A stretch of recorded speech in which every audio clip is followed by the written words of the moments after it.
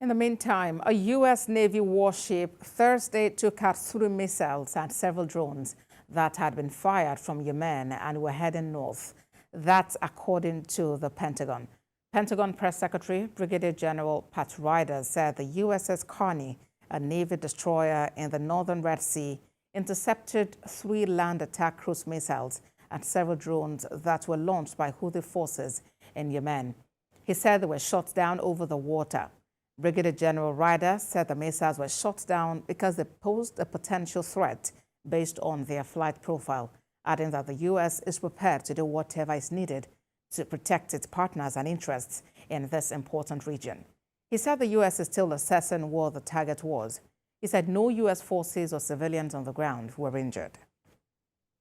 And while I'm not going to forecast any potential response to these attacks, I will say that we will take all necessary actions to defend U.S. and coalition forces against any threat. Any response, should one occur, will come at a time and a manner of our choosing. Now, in light of all of this activity, Secretary Austin continues to actively engage with his counterparts and leaders within the Middle East. Today, he conducted a series of calls, which included discussions with His Highness President Sheikh Mohammed bin Zayed of the United Arab Emirates, Amir Sheikh Tamim of Qatar, and Saudi Arabia Minister of Defense Khalid bin Salman Al Saud. Secretary Austin also spoke with Israeli Minister of Defense Yoav Gallant just a few moments ago. And during these calls, he reiterated U.S. support for Israel's right to defend itself from terrorist attacks, and also underscored the importance of safeguarding innocent civilians, both Palestinian and Israeli.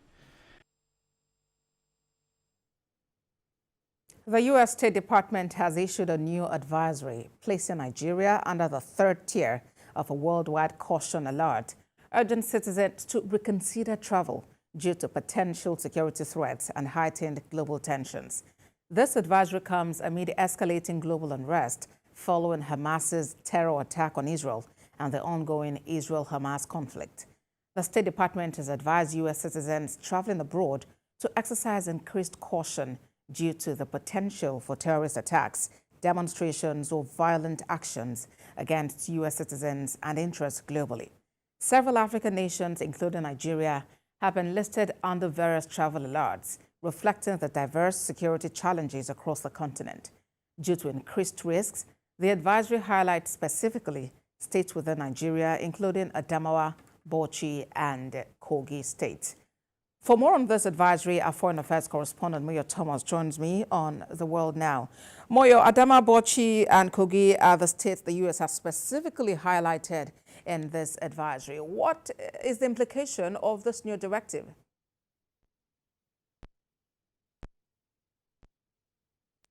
That the advisory is a worldwide advisory, is a worldwide caution. It's not targeted at just Nigeria or any country in particular.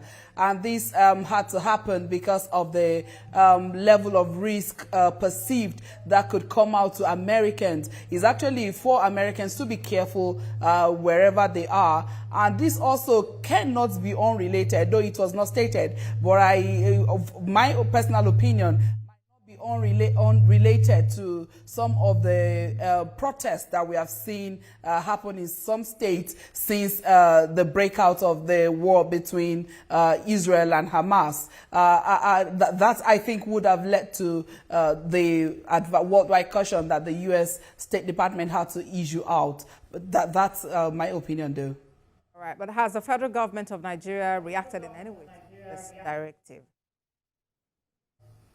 There is no reaction from the federal government, but then I also would say there wouldn't be any reaction from the government because this is not particularly targeted at Nigeria. It is just a worldwide caution. And this is because some people would assume, or maybe I should say the United States would assume that it would have had some perceived enemies because of its stand with Israel on this Hamas-Israel war. So that, I think, is the reason they would have issued the advisory. So there wouldn't be any need for government to react. It's a level 3 advisory for many years.